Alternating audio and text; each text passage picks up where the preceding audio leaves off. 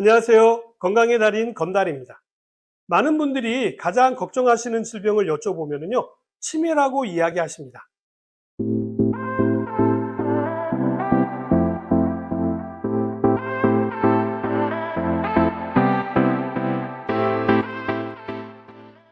그리고 현재 치매 환자 수가 100만 명에 이르고 있고요. 이 수치는 매년 증가한다라고 하는데요. 이 치매는 나이와 상관없이 젊은 사람에게서도 점점 증가한다라고 하니까 관심을 안 가질 수가 없는 부분이죠. 그렇기 때문에 더더욱 주의가 필요한데요. 치매 위험을 높이고 또 살을 찌게 하는 식품은 우리 주위에 생각보다 흔하게 존재합니다. 우리가 일상생활에서 가까이 하는 음식들의 대부분이 여기에 해당되는 부분이 있는데요. 몸에 나쁘다는 것을 알면서도요, 습관적으로 즐기고 있는 것이 많이 있습니다. 오늘은 우리 뇌를 망치는 식품에 대해서 말씀을 드리도록 하겠습니다. 뇌를 망치는 식품 중에서 가장 크게 문제가 되는 것은 바로 술을 빼놓을 수가 없는데요. 이것은 바로 알코올성 치매 위험의 요인이 되기 때문입니다. 알코올의 경우는요, 치매의 직접적인 원인 물질로요, 1군 발암 물질로도 규정되어져 있습니다. 한때는 적당한 음주가 건강에 좋다라는 주장이 있었지만요, 이제는 힘을 잃어가고 있습니다. 술은 세계보건기구 WHO에서도 그렇고 국제암연구소 AIR에서도 모두 1군 발암물질로 규정하고 있습니다. 얼마 전 단맛을 내는 아스파탐도 발암물질 3군으로 지정되어져서 논란이 되었습니다만, 술은 그보다도 더 강력한 미세먼지와도 같은 1군이라는 사실이죠. 더욱 큰 문제는요, 미세먼지가 있는 날은 마스크를 이렇게 쓰면 되지만요, 술은 그런 안전장치가 없다라는 것이 치명적인 약점이죠. 조금씩 우리 신체나 뇌 건강을 좀먹고 있지만 이런 위험들을 의식하는 사람은 거의 없는 편이죠. 물론 요즘은 음주 문화도 많이 바뀌어서요, 이렇게 부어라 마셔라 하는 분위기는 아니지만 이보다 더 심각한 문제가 새롭게 대두되고 있습니다. 그것은 바로 매일 술을 마신다는 것입니다. 요즘은 퇴근하면서 캔맥주를 사들고 퇴근하는 것이 루틴이 되었고요. 또 남녀 구분 없이 집에서 술을 즐기는 분위기도 많아지고 있는 것이 문제입니다. 많은 분들이 알코올 중독하면요, 술을 많이 마셔서 오는 것으로 알고 계시지만 그렇지 않습니다. 술의 양이 적더라도 매일 드시는 것도 알코올 중독 현상입니다. 독한 술이 아니라도 가볍게 맥주 한 캔, 포도주 한 잔이라고 무시하신다면 본인도 모르게 알코올 중독이 되는 것입니다. 앞에서도 말씀드렸듯이 술은 치매의 종류인 알코올성 치매를 일으키는 주범이기 때문이죠. 과음이 일상적이신 분들은요, 이미 중년의 치매 증상을 보이는 경우가 많고요. 또 기억력이 쇠퇴하고 익숙한 거리를 못 찾는 증상들이 나타나기 시작합니다.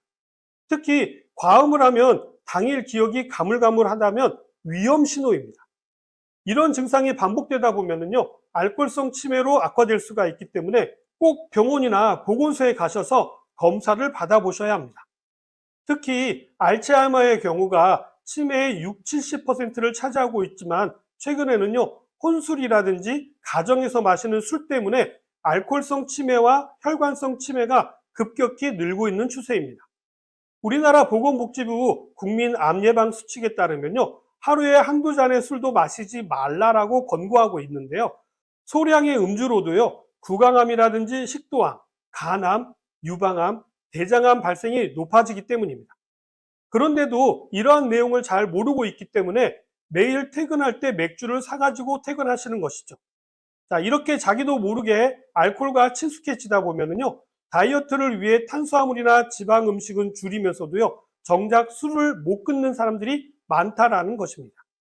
TV에 나오는 다이어트 전문 의사분은요, 술을 먹기 위해서 평소에 다이어트를 한다라고 본인 스스로 이야기하는 것을 본 적도 있거든요. 그 정도로 술의 위력이 세다라는 것이죠.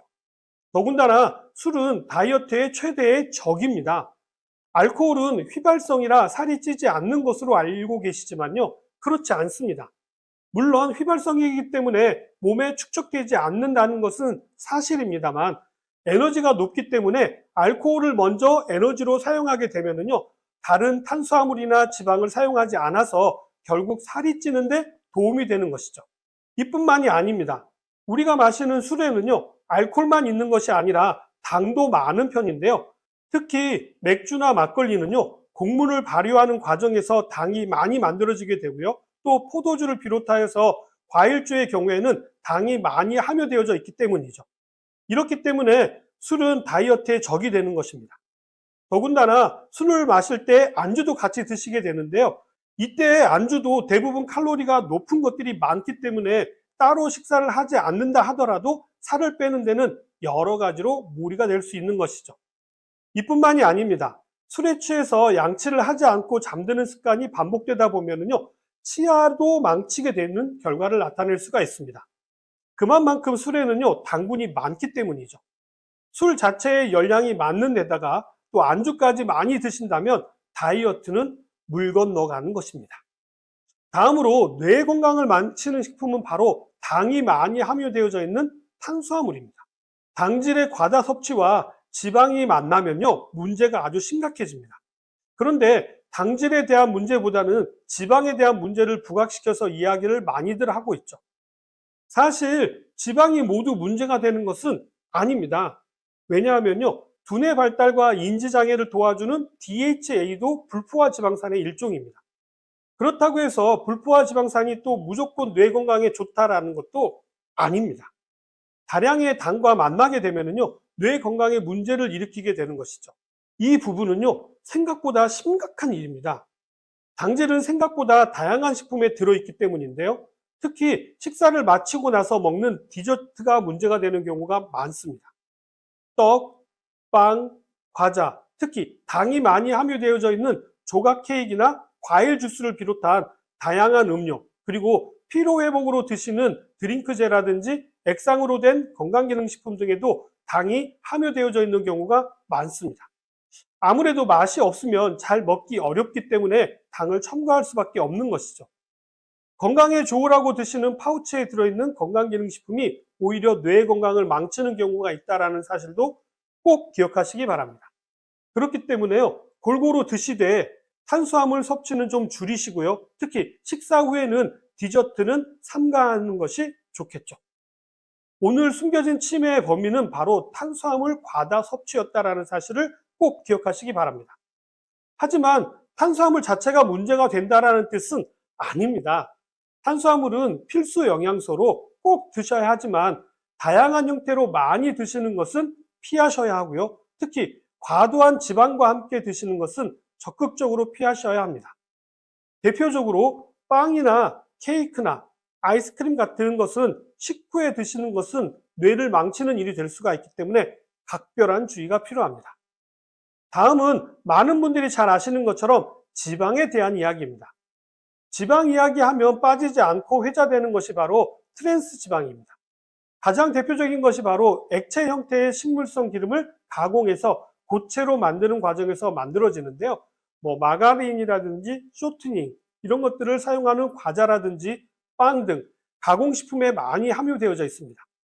그래서 식품 포장지 이렇게 뒷면을 보시면요, 영양정보면에 지방에 대한 부분에 대해서 트랜스 지방이 얼마나 함유되어져 있는지가 표시되어져 있으니까 꼭 한번 확인해 보시기 바랍니다. 이러한 트랜스 지방은 고소한 맛을 높이고 바삭바삭한 식감을 주기 때문에 많은 가공식품에 첨가되거든요.